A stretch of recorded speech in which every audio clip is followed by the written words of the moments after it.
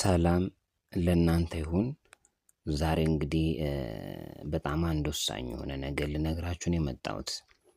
መቼም ቢሆን ማለት ነው እግዚአብሔር እናንተን እዚህ ምድር ያመጣችሁ ለዓላማ ነው እና ማለት ነው መቼም ቢሆን ሞትን አትመኙ።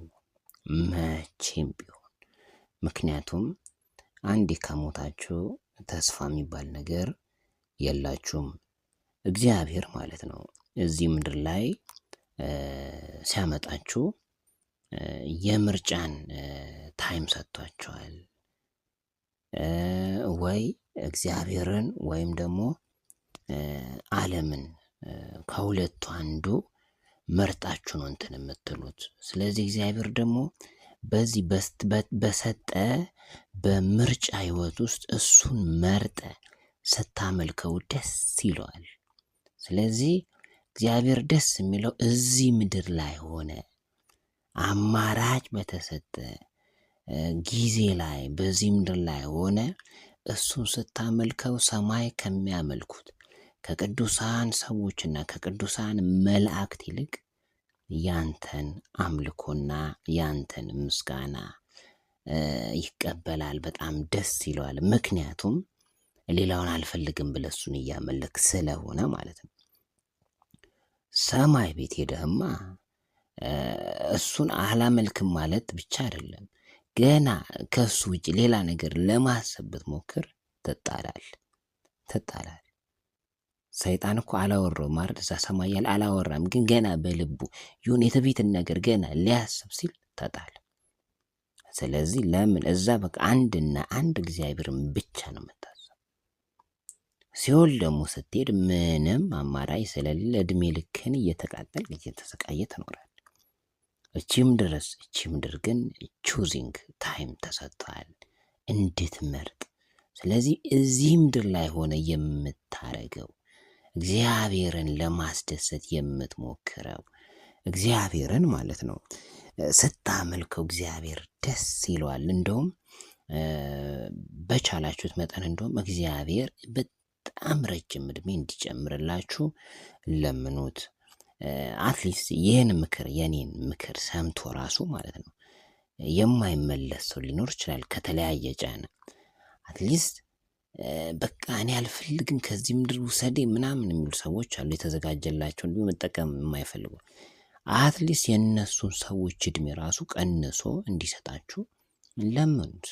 የምር እግዚአብሔር እድሜን ይጨምራል። ከዚህ ምድር ላይ ማንም ሰው ከሄደ በኋላ ማንም አይፈልገውም።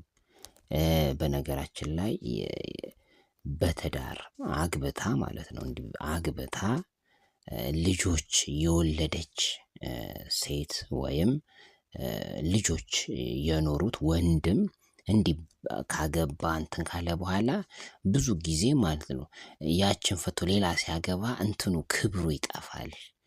በቃ ምክንያቱም ሳያገባ በፊት ነበር ሁሉም ሰው እንትን የሚለው።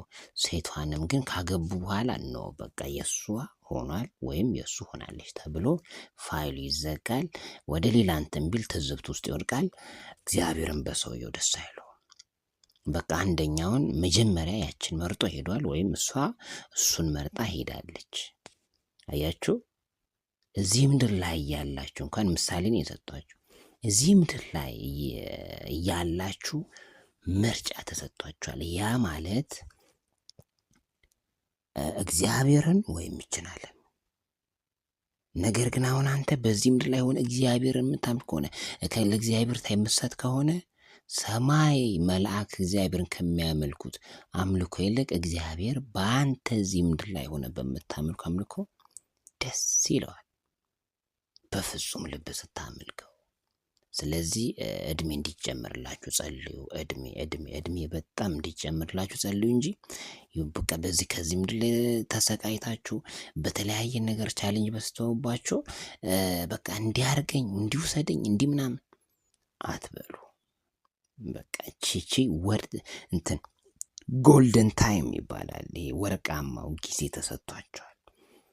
እኔ አሁን ለሰዎች ወርቃማ ጊዜ የምለው ሰማይ ሲሄዱ ወይም ከሁለተኛው ታይም ወደ የማይመለሱበት ሲሄዱ አይደለም። ይሄኛውን ወርቃማ ታይም እችኛዋ ታይማችሁ ነች ዘላለማችሁን የምታሳምርላችሁ።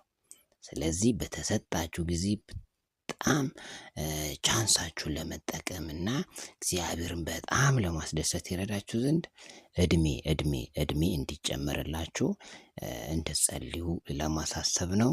እዚህ ምድር ላይ በመሆናችሁ ደግሞ በጣም ደስተኞች ሆኑ። ምክንያቱም ብዙዎች ፈልገው ያላገኙትን ታይም ነው። የሚገርማችሁ ነገር አንዲት ሴት በኖርማል በፔሬድ በምታይበት ጊዜ በጣም ብዙ ሺህ እንቁላል ነው ሉዝ የምታደርገው እና ከዛ ሺህ እንቁላል ውስጥ ነው እንግዲህ አንድ እንቁላል ተመርጦ ዘር ይዞ ያኛው ዘር ነው ሰው የሚሆነው። እናንተ እንግዲህ ከዛ ውስጥ ተመርጣችሁ ነው እንግዲህ እንደዚህ ሆናችሁት። ስለዚህ ይህችን ታይም መጠቀም መቻል አለባችሁ። እዚህ ምድር ላይ ረጅም እድሜ መኖር መቆየት ፈልጉ ለማለት ነው። እግዚአብሔርንም አታማሩ። እንዲያርገኝ ምናምን እንዲውሰደኝ ምናምን አትበሉት፣ ኃጢአት ነው። ነገር ግን ማለት ነው በቃ አለ አይደለ ስኬት ወደ እናንተ እንዲመጣ ስኬታሞች እንድትሆኑ እግዚአብሔር የስኬትን በር ደጆች እንዲከፍትላችሁ ማለት ነው መጸለይ እግዚአብሔርን መለመን አለባችሁ ለማለት ፈልጋለሁ። እግዚአብሔር አምላካችን በኢየሱስ ክርስቶስ ስም ሁላችሁንም ይባርክ። መልካም ጊዜ ይሆንላችሁ። አሜን።